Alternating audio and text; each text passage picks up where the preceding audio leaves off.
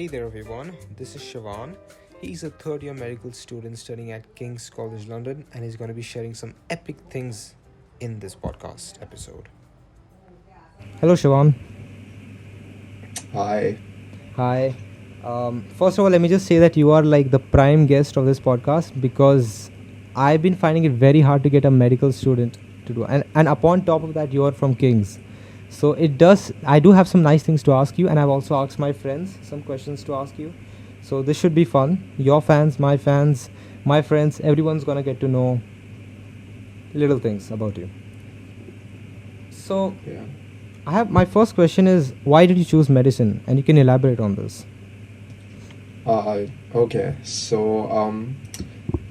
Essentially, choosing medicine, it wasn't a sort of epiphany type moment for me. It wasn't just one day something happened and I was like, oh, I want to do medicine. I want to become a doctor. It was more a consideration of what are the choices for what I can do and what would be the best fit for me. So it was around. It always seemed like an interesting profession to me, but around ninth grade, I had to start deciding my subjects, and because of that, I had to think about what I wanted to do.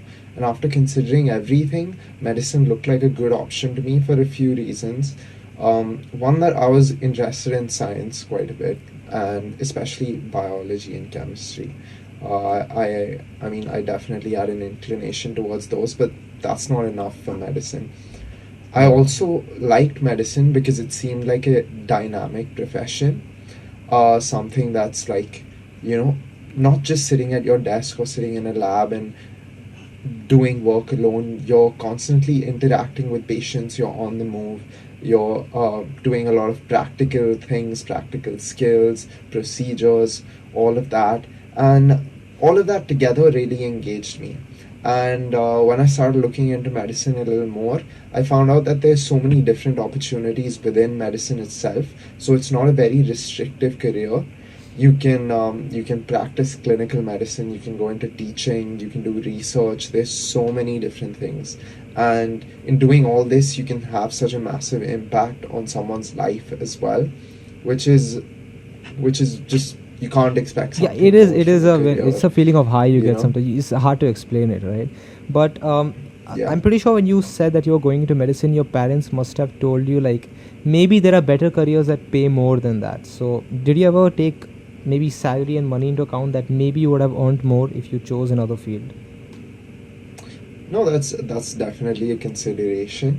Not that I've ever had a problem with it with my parents, luckily, because they've always been quite supportive and at least told me that money is not what you need to go after in life.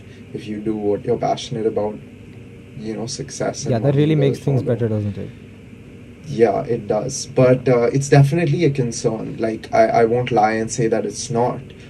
There's certain places in the world where being a doctor and going into medicine is extremely lucrative and you can earn a lot of money, like maybe the US or Canada or something like Yeah. that. But I'm in the UK, where medicine is mostly a public job because it's under the NHS, and you don't earn an insane amount of money. You do well for yourself, but there's kind of a cap to how high you can go. Yeah. But all of this, it really depends on what you're looking for in life. The alternative for me would have been to go after a career that gets me a lot of money, but I'm not interested in, Correct. and that money doesn't really matter that much to me if I'm not going to enjoy doing what I'm doing. At the end of the day, whatever job or career you choose, you're going to be doing it every day It's for for the rest hours of and your life. hours. Right, right. You're correct, correct, Yeah, correct. you should choose something you want to do rather than something you have to do. And then, I mean, you can always look into other streams of income while practicing medicine. So don't I wouldn't recommend restricting yourself just on the basis of it not being a very sort of lucrative career. Yeah, yeah. Okay, so next question. Have you always wanted to be a medical student? Or has it changed throughout um the year? I've always wanted to be, since I think there were many sort of, when you're too young to decide, your career options change a lot. Like, I was never stuck on one career. It just went here and there because I didn't really know enough about anything. But by the time I got to high school, that's when I really started seriously considering different careers. And although, like I said earlier, being a medical student and going into medicine was my first option, then there were many times where I doubted it. I was like, is medicine better, or is it better to go into something like engineering or maybe biochemistry or something like that Yeah, rather than yeah. actually becoming a full-fledged doctor? Because medicine is very challenging and it's extremely difficult to get into. And you'll see that when you're in, if you're applying to medical school and you're in ninth, 10th, 11th, 12th grade, Yeah. you're going to have a much harder time than everyone else around you. You're going to have to do a lot of extra things. But at the end of the day, if after everything, I still kept coming back to medicine because no other career or no other job fulfilled my criteria like medicine did. That makes a lot of sense actually. Mm. But apart from medicine, have there been other things that you're pretty close to that you like just as much as medicine? Maybe hobbies, Netflix shows, things like that that help you maybe deal with your medical school life better, because it is stressful, obviously. So, what are some things that you do to usually just take some time apart from it? So things I enjoy doing alongside but outside of medicine Yeah, is what you're asking, exactly. essentially. Yeah. So there are many things because I think for me at least it's very important to have to be able to step out of that uh, you know role as a medical student and Yeah, to yeah. enjoy myself and to relax a bit and to compartmentalize. And basically there are many things that I enjoy. One is I definitely like getting some physical activity. I enjoy going to the gym, maybe playing sports here and there. Then also another great thing for me is like is making YouTube videos, which is what I do a lot of the time because it allows me to sort of it's a creative outlook for me, sort outlet for me to sort of uh, have a creative hobby. I think it's important for everybody to have at least one sort of physical and one creative hobby or passion in life outside what you're doing as a career. Because yeah, it makes you a more holistic person and teaches you a lot. And then also, obviously, I enjoy doing normal things like I spend time with my friends. Uh, I like going out, obviously, and then obviously watching Netflix, watching Yeah, TV, yeah, yeah. watching sports matches here and there, all of that. But before entering medical school in the first place, you might have definitely heard that medical students, they don't have a life and they have to stay indoors all the time. You know what I mean? And Yeah. but after you entered medical school, was that stereotype kind of busted, or is it still the same? So I don't think that stereotype is true at all. So medical school, it's very long compared to other degrees. It's like 5 years versus three Yeah. years here in the UK at least, and even longer in other places. So it's more about pacing yourself than about sort of burning yourself out in the first few years. You have to sort of balance your life out. You don't have to spend your entire day indoors studying. The thing about medicine is there's no cap on how much you can or should study. You can always learn more and it will always be beneficial. Just, I mean, you can pass your exams by doing a good amount of work, but not an insane amount of work. But the rest is kind of dependent on what you want from yourself, and you need to learn to balance that extra bit out. Like you obviously have to work enough to get to the next year, to pass the Yeah. next exam, but then depending how much more you want to work depends on you. And it's best to do as much as possible, but realistically if you spend all your time indoors not doing anything else, very soon you won't be able to do anything at all. So it's absolutely not like that. You definitely can do a lot of other things. You have time for other things in life, at least during medical school. After medical school, it may be a little different. Yeah, I think doctors are usually more controlled by the hospital at this point, because Yeah. I seem to never see them out of the hospital in the first place, right? Uh, Mm. so yeah, I mean, have you ever felt like, or I don't know, always a pressure on the back of your shoulder every day that you wake up like, no, I have to do this perfectly. I have to do this good, otherwise I'll lose an entire year or something. Um, yeah, that pressure is there, but as you go through medical school, you learn to tackle it. It's a very natural thing. Like as an international student, it's a pretty big commitment to come and study abroad, and it involves investment from your parents, and there's a lot of responsibility on you, and that pressure naturally exists that I have to do my best because a lot has gone into this and it can't go to waste. But at Yeah. the same time, you can't let that pressure burden you and sort of bring you down, because there's this very narrow limit in which you have a sort of productive pressure, which actually makes you do more than you're doing, and it makes you more efficient. But as soon as you cross that threshold, you're limiting your work. You're going to perform poorly, and below that, maybe you don't have enough pressure to push you to work at all. Right. Right. Definitely. Mhm. What is your preferred subject? Because see, there are a lot of subjects in medical school, right? But you can be as detailed as you want. But which one do you find the most comfortable studying? Which one do you look forward to studying? Which part of medicine do you prefer studying? So, I mean, I think initially every part it equally has its merits and disadvantages. When you're in your first year studying anatomy, biochem, physiology, all of those things, they're all slightly different. Anatomy is quite interesting because it's a new subject, but it's at the same time it's quite difficult and can be quite tiring because it's a lot of memorization and a lot of Definitely. spatial understanding. And physiology is quite cool because it makes a lot of sense. It's physiology is like a very logical thing, but Right. also it can be very difficult to understand because there are a lot of complex processes within it.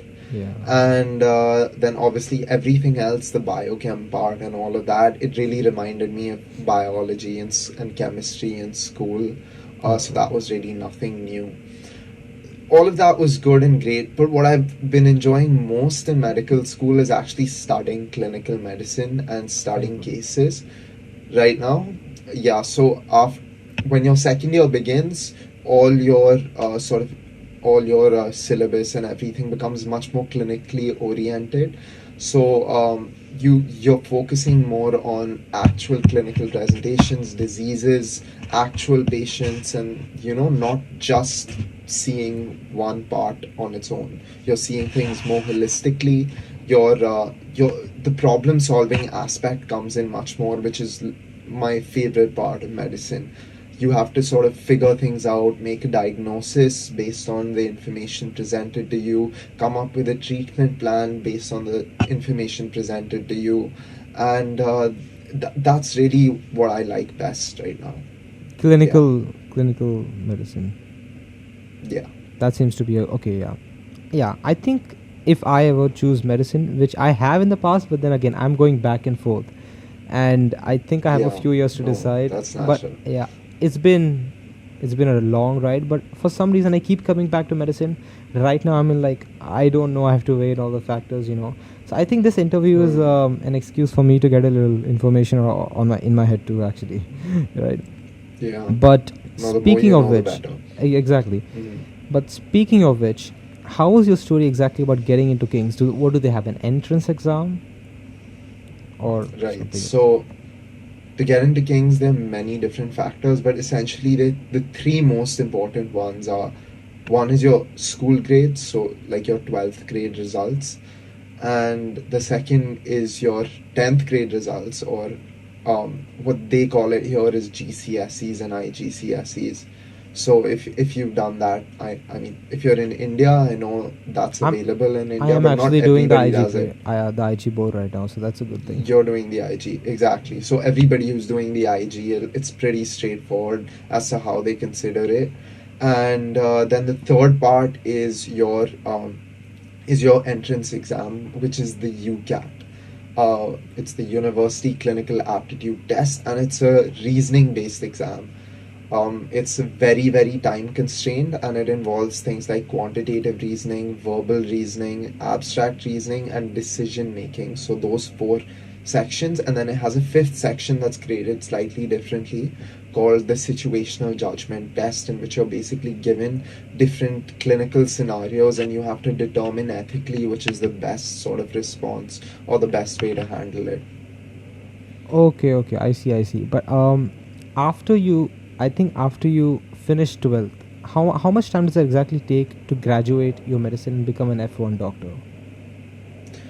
Right. So it takes between 5 to 6 years, because in the UK there's this extra year that's mandated by some universities, but other universities leave it as optional, and it's called an intercalated year, where you can do intercalated BSc. So you can get a bachelor's degree in just 1 year by Oh, doing one extra year in the middle of medicine.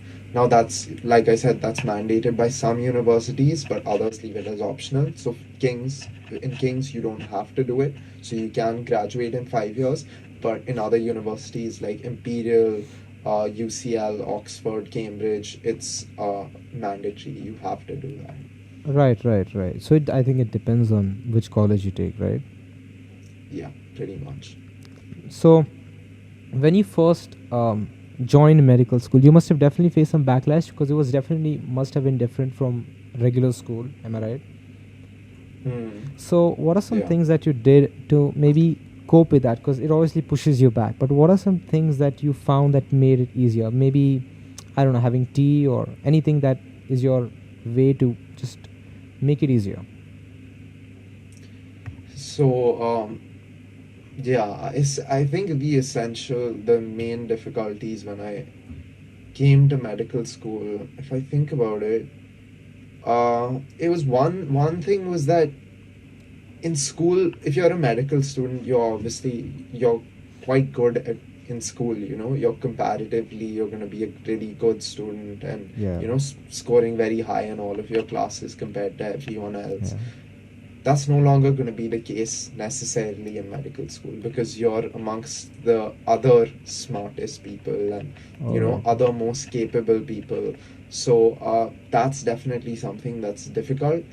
One thing that used to motivate me a lot in school, and I wouldn't recommend as a motivator, is basically how other people used to perform in comparison, because it used to help me set a sort of baseline as to where I should be, and it used to push me to perform better, because I used to think if someone else could be getting more than me or doing Yeah. better than me in these exams, then why can't I do better?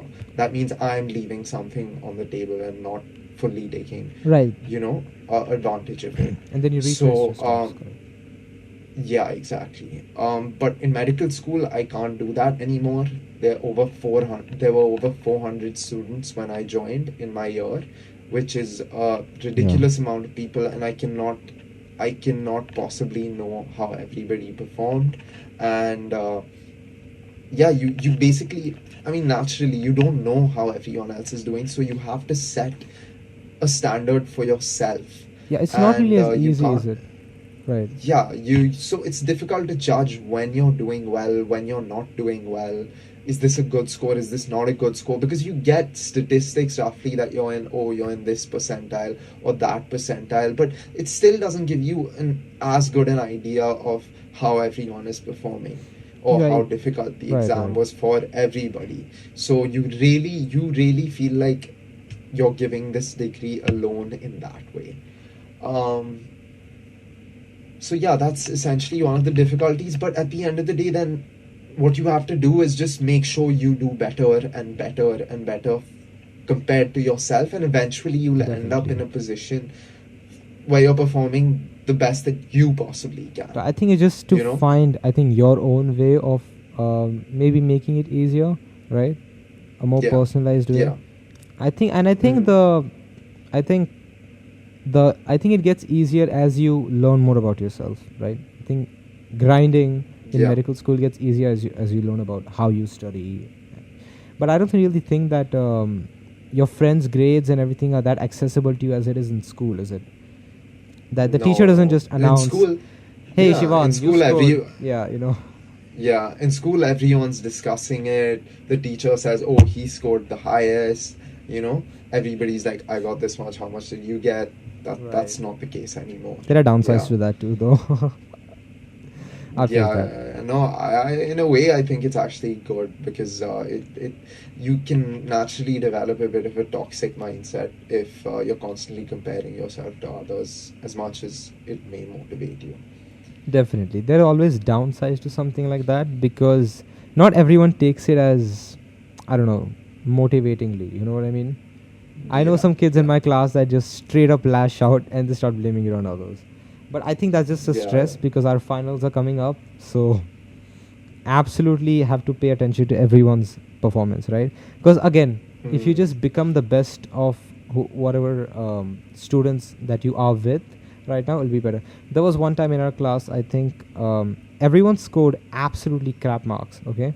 But Yeah, like I think out of 30, the highest was 11, which is like one third. Am I right? But that was the yeah, highest. So yeah.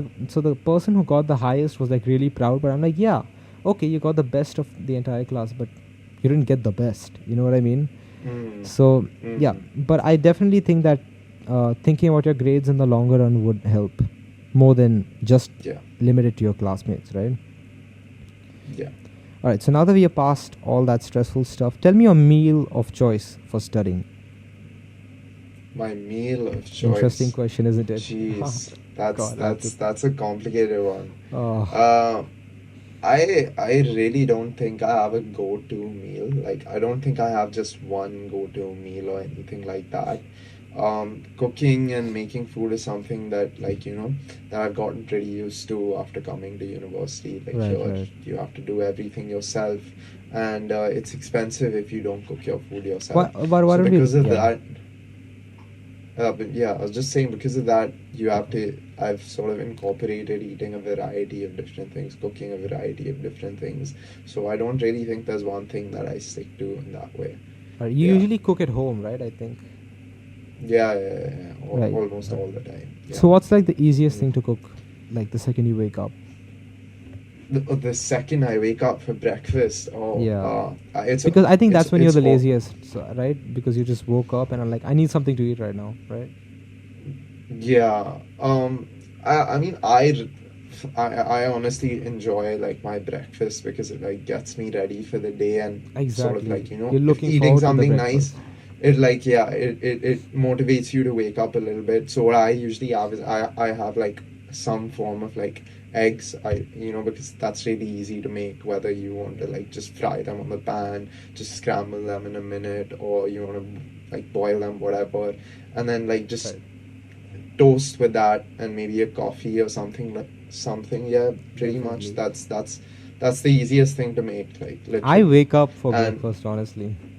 But I think I yeah. used to not have eggs as much. Like, right, Mm, it's definitely the easiest thing to. But over here, sometimes my mom ends up cooking for me. But right now, me and my mom both seem to be outside the house a lot. So there have to be times that yeah. I have to make the food myself. And I feel genuinely like the eggs are the best thing to make, right? But Yeah. back when me and my mom used to be in the house more, she used to be the one Mm, cooking, and she used to cook all this complicated curries and this and that. I ate it yeah. obviously, but an omelette would have been just fine. But I think when I started eating omelette, actually, is very interesting. Is when I Mm. found Karma Medic's channel on YouTube.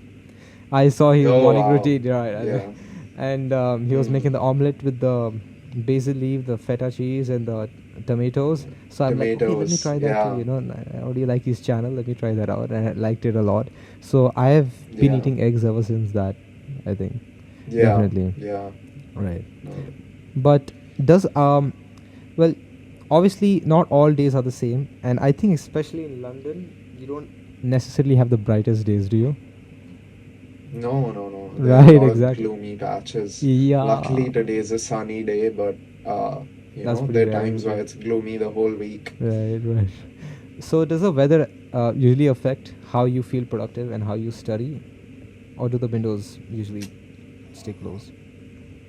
Um, yeah, I think it's always nice for it to be sunny outside, and as much as you don't realize it, um, it does have an impact on your mood here and there. and I feel like it's more of a mood in it, like enhances your mood, or pushes it in a certain direction rather than completely changing your mood. Right, So right, right. if I'm having a decent day, a nice day, and it's sunny outside, it'll make my day a little better. Exactly. Versus if I'm having a crappy day, and I look outside and it's like gloomy and dark, I'm gonna feel a bit Days are worse. definitely right. You Yeah, usually want to fall back on that. It's a sunny day, but I'm having a bad day, but it's fine because it's a sunny day. They have to be right. yeah. The weather usually affects how I Hmm. study too, actually. So I was really wondering if it's the same case for everyone, right? But I think you're usually Yeah. used to the very low brightness weather, I think, of London at this point, right? Yeah, I think the thing about London is it can be very bright in the day, but during the winter there's such a short period of light outside. Like it gets dark at like 3, 4 o'clock. So you don't see that much light either way, whether it's a sunny day or not. Right, right, right. Okay, so we on to the last question, and I think I had to take Google's help for this because I was running out of questions to ask at this point, right? These were all questions Yeah. from my mind because I really wanted to know how a medical student lived. This one is a little off the academics though. What's a compliment you got in the past that you still remember to this day? Compliment I got in the past. Right. Oh my god.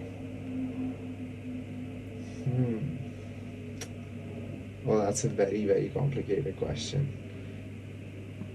I know. I can't think of exactly one comment that I remember. Um, yeah, I honestly, if I had to answer that question, I couldn't pin it down to a single compliment, Right. because the compliments I remember and the compliments that have an impact on me depend on what I value at that point in my life. So I go through periods where I focus on different things, and my focus leans towards one thing and then it leans towards the other. Right. So for example, when I'm in a time where I'm like studying like really hard, or I'm really like aiming to do well in this exam, and someone tells me, someone calls me smart, or someone calls me Right. like, oh, he's quite good at this, or you know Yeah. that I value that a lot at that time. At a different time, I may just pass it off as, oh, that's nice, thank you. But at that time, that really sticks with me. Was when I was really into, like, my super YouTube productive phase, where I was making video Yes, after yes, yes, video, yes. and people complimented that, like whenever people used to see my channel and used to be like, oh, this actually looks really professional. Yeah, yeah, your uh content is actually pretty that nice. Thank you. That used to make me feel really good back then. And then, if I'm going to the gym very seriously and someone, like, says, oh, I can see the results, I can see the Yeah. progress, you're looking good, that feels really good at that time. So I think the compliments that you remember and that affect you, or at least affect me, are dependent on how I judge myself, or what I value about myself at that time. Right, definitely. I think when you need it the most, it's there. Yeah. Yeah. You know what I just realized? There was one more question. Mm. My bad. Go on, I, go I took on. I took photos of Of my course. phone, and I'm using another spare phone to get the questions on it because the actual phone is on the Zoom meeting, and then my Yeah, iPad is yeah, no recording my worries. voice. So are Hmm. weekends of any use, or is it the same as your weekdays? Like how much does your university exactly control? Like do you have to go there every day and do you have to attend lecture, or can you do it from home, or how's it? How's the freedom of a medical student exactly? So we have, right now, it depends on the year, because every year your timetable is completely different. But s- I'll tell you about this year. So this year we have 3 days of placement a week. So Monday, Thursday, and Friday. And on those 3 days, I have to go in. So I go in every Monday, Thursday, Friday. And basically, I'm in the hospital, I'm attending lectures, I may have a teaching session, I may be in a mental health clinic, something like that. So that time is really controlled, and that time is really, strict. The rest of the time is pretty flexible. It's you can use it however you want to, because they just give you a bunch of resources, and you have to you have to use those resources in the best way possible.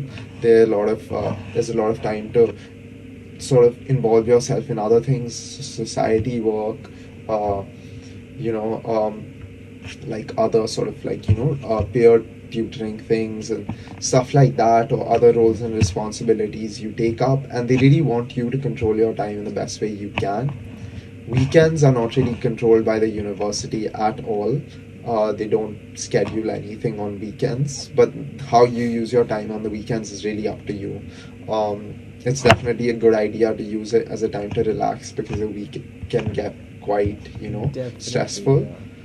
Yeah, I mean, I wouldn't put too much pressure on anyone to sort of be grinding on the weekend as well, unless it's exam season or something like that.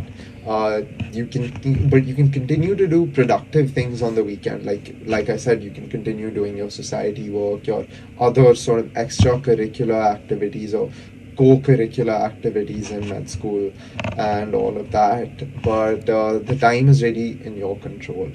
Right. Is it like you can just is there other timings to when certain students can go into the medical school, or is it open the entire day? You can just attend a lecture. I don't know. Is it that open, or is it So scheduled?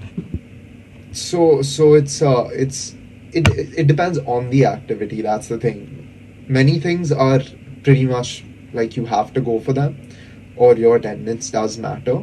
And then there are a lot of lectures where it's like they're there to help you, and you can attend them, and they recommend attending them. But if you'd rather do them online, you can, or if you'd rather access them in a different way or study them in a different way, you can. So there are a lot of optional as well as mandatory resources.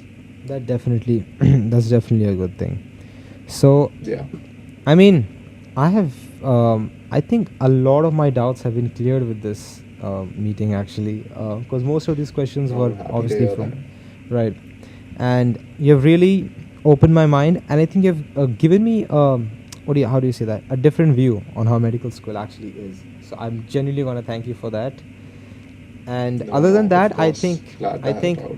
right, both our followers I think are gonna get to learn from this once I edit this podcast nicely and Yeah. cut out all the awkward parts that I had, the sound. But yeah, I mean, thank you so much, Shivaan. You're gonna be Of course. Very you're happy gonna to always be gonna here. be one of our best guests on this podcast, because I've been looking forward to this for a long time. So thank you so much. Of course. No worries. It was fun meeting you. Thank you. You too.